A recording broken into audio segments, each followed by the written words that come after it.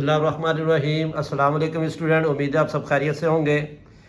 हमारा जो वीडियोस चल रही हैं वो अनसॉल्व पेपर के लिहाज से चल रही हैं और जो हम सॉल्व कर रहे हैं इकरा अली सीरीज़ मास्टर के लिहाज से जो है वो फिज़िक्स के पेपर सॉल्व कर रहे हैं।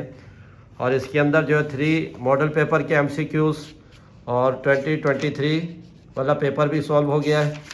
और जो है हमारे पास अब जो आज हम पेपर करेंगे 2024 2025 24 और 25 वाला पेपर करेंगे हम। तो इसके अंदर पहले हमारे पास है MCQs ना। अब इसके अंदर लिखा हुआ है हमारे पास फर्स्ट MCQs लिखा हुआ है, according to Newton's law of universal gravitation force is directly proportional किसके है। उसमें 4 ऑप्शन दिए हुए हैं। ऑप्शन ए में m1 m2, ऑप्शन बी में 1/r², ऑप्शन सी में r², ऑप्शन डी में है बोथ ए एंड बी। क्योंकि यूनिवर्सल जो Newton law of universal gravitation जो है इसमें फोर्स जो है ये मासेस के भी डायरेक्टली प्रोपोर्शनल है और फोर्स जो है इन्वर्सली प्रोपोर्शनल है square of the distance between the 2 bodies. तो इसका मतलब जो इसका ऑप्शन है ए एंड बी, तो इसके अंदर हमारे पास डी वाला ऑप्शन आ जाएगा। फिर हमारे पास specific heat of water is, heat water की जो स्पेसिफिक हीट है वो हमारे पास क्या 4200 जूल पर किलोग्राम केल्विन, 4500 जूल पर किलोग्राम केल्विन, 4300 जूल पर किलोग्राम केल्विन, 4800 जूल पर किलोग्राम केल्विन। तो इसका जो राइट आंसर है वो ऑप्शन ए है हमारे पास। फिर इसका थर्ड है dash tell us how tightly matter is packed together. अब ये जो हमारे पास ऑप्शन है इसमें ये कह रहा है कि मैटर जो है टाइटली पैक किस पोजीशन में होता है, फ्रैक्शन की पोजीशन में, ग्रेविटी की पोजीशन में, वॉल्यूम की पोजीशन में, डेंसिटी की पोजीशन में। तो हमारे पास जो है वो टाइटली पैक जो होता है एक साथ इसके पार्टिकल वो किस में होता है हमारे पास डेंसिटी में। मैटर के जो पार्टिकल टाइटली पैक होते हैं वो किसके अंदर हमारे पास ऑप्शन आएगा, वो डेंसिटी यानी कि ऑप्शन डी के अंदर आएगा। During which process a gas becomes a liquid, ये पहले भी बताया था कि इसका ऑप्शन हमारे पास कौन सा होगा। ऑप्शन ए में मेल्टिंग है, ऑप्शन बी में फ्रीजिंग है, ऑप्शन सी में कंडेंसिंग है, देन बॉइलिंग है। तो गैस जो लिक्विड के स्टेट में जो चेंज हो रही है वो किस प्रोसेस से होगी, उसको हम क्या कहते हैं condensing. What is the renewable source of, which is the renewable source of energy, इनमें से कौन सी रिन्यूएबल सोर्स ऑफ एनर्जी है जिसको बार बार यूज़ किया जा सकता है, वो ख़त्म नहीं होती। तो वो हमारे पास कौन सा, ऑप्शन ए में सोलर एंड विंड, फिर बी में कोल, फिर नेचुरल गैस और पेट्रोलियम। तो रिन्यूएबल सोर्स ऑफ एनर्जी हमारे पास कौन सी है, ऑप्शन ए। फिर हमारे पास है नंबर 6 है evaporation can occur at, evaporation का जो प्रोसेस है ये कब हो सकता है, फ्रीजिंग पॉइंट के लिहाज से, मेल्टिंग पॉइंट के लिहाज से, बॉइलिंग पॉइंट के लिहाज से, या ऑल टेम्परेचर। तो क्या होगा ऑल टेम्परेचर, लेकिन below the boiling point, below the boiling point हमारे पास जो है वो एवोपरेशन का प्रोसेस होता है।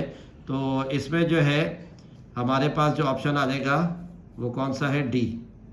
और नियरेस्ट जो है वो हमारे पास इसका फ्रीजिंग भी हो सकता है, क्योंकि बॉइलिंग पर तो प्रोसेस मुश्किल है। तो इसके अंदर 2 हमारे पास आंसर हो सकते हैं, फ्रीजिंग और सेकंड ऑल टेम्परेचर, लेकिन इसके अलावा सी के अलावा अगर डी दे रहे हैं तो सी इसमें शामिल नहीं होगा, ये 2 शामिल हो सकते हैं। नंबर 7 है numerical value of dash remains constant. अब न्यूमेरिकल वैल्यू जो है वो हमेशा कांस्टेंट रहती है, किसकी, स्मॉल जी, कैपिटल जी, फोर्स और वेट किसकी, हमारे पास यूनिवर्सल लॉ ऑफ ग्रेविटेशन यानी कि ग्रेविटेशनल कांस्टेंट की वैल्यू हमेशा कांस्टेंट रहती है। Work done per unit time is called, ये डेफिनेशन भी है और ये डेफिनेशन किसकी है, हमारे पास पावर की है। यानी वर्क डन मतलब W per unit time, unit time का मतलब है टाइम, तो W/T ये हमारे पास किसके बराबर हो जाएगा, पावर के। तो हमारे पास इसका ऑप्शन कौन सा आ जाएगा, सी आ जाएगा। Newton first law of motion is also known as law of, Newton first law of motion को और हम कौन सा लॉ कहते हैं, law of speed, law of rest, law of inertia, law of force. तो Newton first law of motion को और हम क्या कहते हैं, लॉ ऑफ इनर्शिया भी कहते हैं। ऑप्शन सी है। Ferris wheel is an example of, ये हमारे पास जो एग्जाम्पल है ट्रांसलेटरी मोशन है, रोटेटरी मोशन है, सर्कुलर मोशन है या वाइब्रेटरी मोशन है। तो फेरिस व्हील की जो एग्जाम्पल है ये हमारे पास किस में आ जाएगी, रोटेटरी मोशन में आ जाएगी। फिर हमारे पास नंबर 11 है, a pair of unlike parallel forces having different lines force produce. Unlike parallel forces जो है, जो डिफरेंट लाइंस पर जो अप्लाई हो रही हैं तो प्रोड्यूस क्या करेंगी, इक्विलिब्रियम को प्रोड्यूस करेंगी, या अनलाइक पैरेलल फोर्स टॉर्क को प्रोड्यूस करेंगी, या अनलाइक पैरेलल फोर्स जो है कपल को प्रोड्यूस करेंगी, या अनलाइक पैरेलल फोर्स जो है अनस्टेबल इक्विलिब्रियम को प्रोड्यूस करेंगी। तो इसका हमारे पास ऑप्शन कौन सा होगा, सी, कपल को ये प्रोड्यूस करेंगी। फिर आगे कह रहा है which of the following material is more elastic. अब इसमें ऑप्शन दिए हुए हैं रबड़, ऑप्शन ए रबड़, ऑप्शन बी गिलास, सी में स्टील, फिर डी में वुड। तो इसमें हमारे पास कौन सा है, ये ऑप्शन सी है।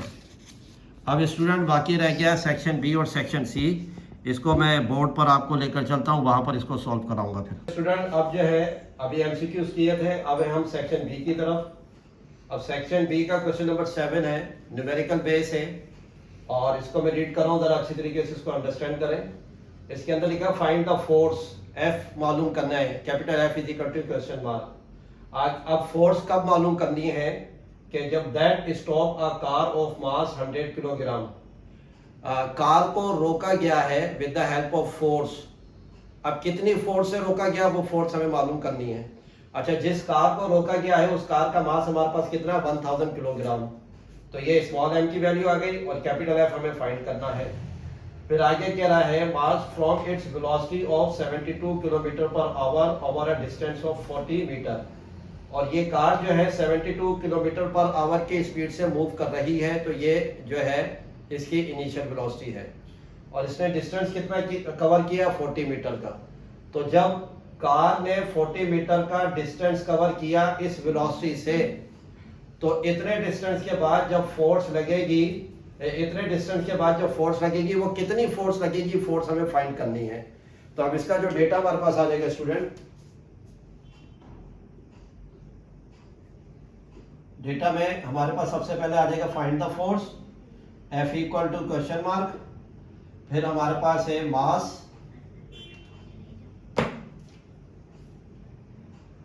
F equal to question mark, mass equal to 1000 kilogram, और इनिशियल वेलोसिटी हमारे पास है 72 किलोमीटर पर आवर। तो ये मजीद सिंप्लीफाई होगा, ये 72 सेम रहेगा।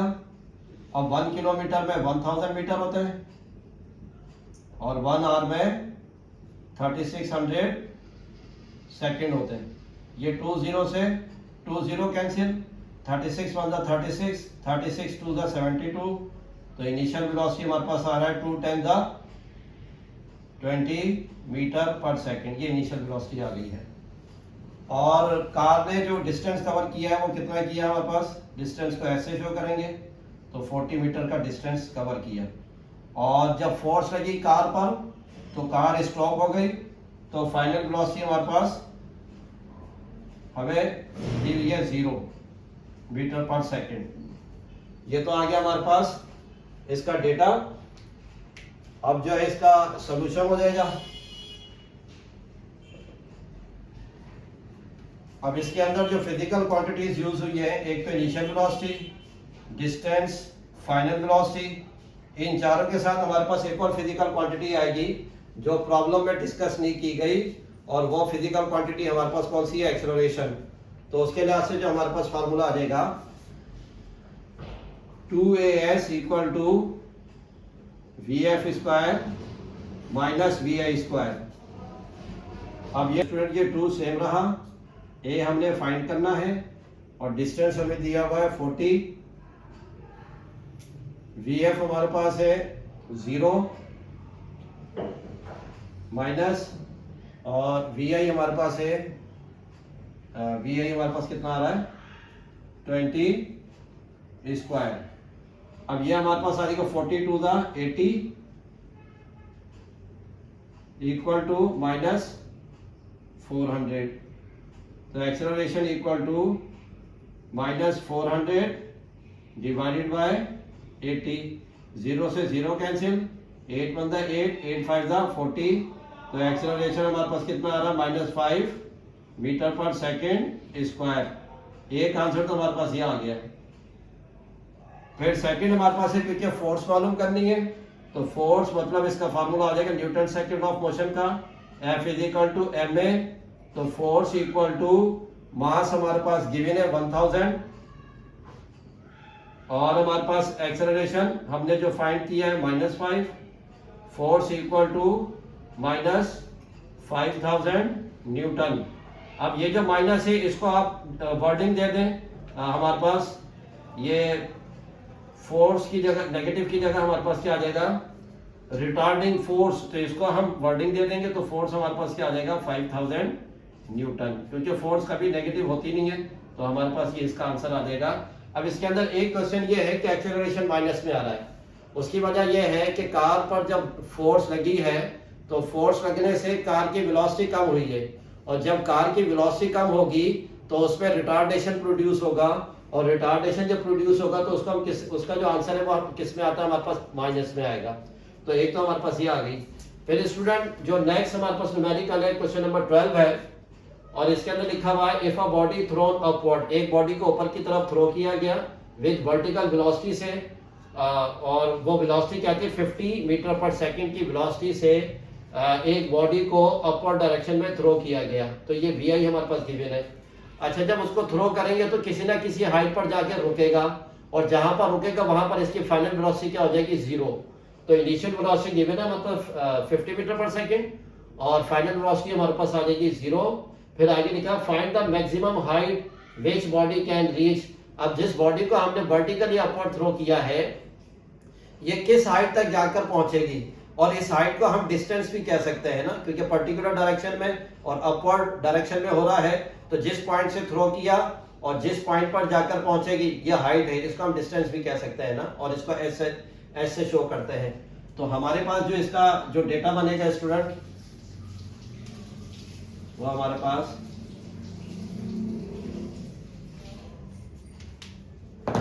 डेटा में हमारे पास इनिशियल वेलोसिटी 0, इनिशियल वेलोसिटी तो गिवन है हमारे पास, और वो है 50 मीटर पर सेकंड। जब बॉल को या बॉडी को ऊपर की तरफ थ्रो करेंगे तो कहीं ना कहीं जहां पर जाकर ये रुकेगी, और जहां पर रुकेगी वहां पर इसकी वेलोसिटी कितनी हो जाएगी, 0। और ये किस हाइट पर जाकर पहुंचेगी वो हमारे पास क्या है, S।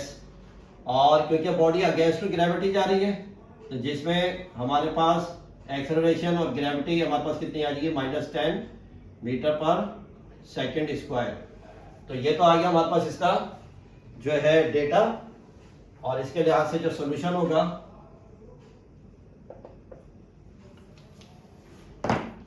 सॉल्यूशन में इसको देखते हुए जो फार्मूला आएगा 2AS = VF² - VI²। अब 2 सेम रहा, A हमारे पास गिवन है कांस्टेंट है, मतलब ग्रेविटी वाला ये -10, और डिस्टेंस हमें हाइट हमें फाइंड करनी है, उसको S से शो किया है, और VF हमारे पास है 0 स्क्वायर माइनस, और VI हमारे पास है 50 स्क्वायर। तो 10 × 2 = 20 -20 मल्टीप्लाई बाय ये S सेम रहा, और ये 0 खत्म हो जाएगा तो -50 का स्क्वायर 2500, ये माइनस से माइनस कैंसिल। अब ये 20 S से मल्टीप्लाई हो रहा है, इधर आके डिवाइड हो जाएगा, तो S = 2500 डिवाइडेड बाय 20, और S = हमारे पास जो आंसर आएगा ये 0 से 0 कैंसिल, फिर इसको जब कैंसिल करेंगे 125 आंसर आ जाएगा। तो 125 मीटर हमारे पास ये आंसर आ गया। अब ये जो आंसर आया है इसका मतलब जो है बॉडी कितनी हाइट तक पहुंचेगी, 125 मीटर की हाइट तक पहुंचेगी। अब आ जाता है हमारे पास जो है स्टूडेंट वो सेकंड इक्वेशन ऑफ मोशन ना, जो इक्वेशन ऑफ मोशन है फर्स्ट सेकंड थर्ड, ये इक्वेशन ऑफ मोशन है। अब इसके अंदर जो क्वेश्चन नंबर 5 है ये सेकंड इक्वेशन ऑफ मोशन है, और ये हमारे पास क्या है, डेरिवेशन बेस है। तो इसकी जो स्टार्टिंग है वो हमारे पास किससे होगी, एवरेज वेलोसिटी से। V = वेलोसिटी हमारे पास कितनी है, 2, वो कौन कौन सी है, VF + VI और अपॉन 2, ये 2 वेलोसिटीज है। इसको 2 से हमने क्या कर दिया, डिवाइड कर दिया। तो अब हमारे पास जो है इसको मजीद सॉल्व करने के लिए हम क्या करेंगे, हम इधर देयरफॉर करेंगे। Therefore first equation of motion का रेफरेंस देंगे। Therefore VF equal to VI plus AT, यह हमारे पास रेफरेंस आ गया। अब क्या करेंगे, ऊपर वाली इक्वेशन में से VF की जगह वैल्यू पुट करेंगे, बाकी सारी वैल्यू हमारे पास एज इट इज आ जाएगी। अब ये लिखा VF, तो VF हमारे पास इसके बराबर है VI प्लस AT, तो सिर्फ VF की जगह VI प्लस AT, बाकी ये सारी चीजें एज इट इज आ गई ना। तो V इक्वल टू, इधर VI हमारे पास 2 टाइम है और ये दोनों VI जो है ऐड हो जाएंगी, तो ये आ जाएगा 2VI प्लस AT आपके पास सेम रहा और डिवाइडेड बाय 2। अब ये 2 इससे भी डिवाइड होगा, 2 इससे भी डिवाइड होगा, दोनों के साथ अलग अलग आ जाएगा। तो 2VI अपॉन 2 प्लस, अब ऊपर है 1 तो आ जाएगा 1 अपॉन 2 AT। अब ये 2 से 2 कैंसिल स्टूडेंट, तो V equal to VI plus 1 upon 2 AT। अच्छा, ये सेकंड इक्वेशन ऑफ मोशन का तो फर्स्ट स्टेप आ गया, फर्स्ट स्टेज आ गया। इसको मजीद सॉल्व करने के लिए हम क्या करेंगे, वेलोसिटी V बराबर है S अपॉन T के, तो आप क्या करेंगे, इस V की जगह हम क्या पुट कर देंगे, S अपॉन T, और बाकी नेक्स्ट हमारे पास एज इट इज आ जाएगा VI प्लस 1 अपॉन 2 AT, इसको ब्रैकेट में रख दें। अब ये T डिवाइड हो रहा है, इस ब्रैकेट से आके मल्टीप्लाई हो जाएगा, S is equal to T, और ब्रैकेट वाली इक्वेशन एज इट इज आ जाएगी 1 अपॉन 2 AT। फिर स्टूडेंट S सेम रहा, ये T VI से भी मल्टीप्लाई हो जाएगा और T इस वाली टर्म से भी मल्टीप्लाई हो जाएगा। तो T जब VI से मल्टीप्लाई हो जाएगा तो क्या आ जाएगा, VIT प्लस 1 अपॉन 2A, और T इंटू T स्क्वायर। तो ये हमारे पास क्या आ गया, ये इसके जरिए से हमने इसका आंसर मालूम किया। ये सेकंड इक्वेशन ऑफ मोशन है। तो उम्मीद है स्टूडेंट आपको ये जो है आज का पेपर समझ में आया होगा। एक बात याद रखिएगा, इसकी प्रैक्टिस करें, वीडियो को बार बार देखें, इसको शेयर भी करें, कमेंट्स भी करें और बताएं कि कैसी वीडियो आपको लग रही है। अस्सलाम वालेकुम।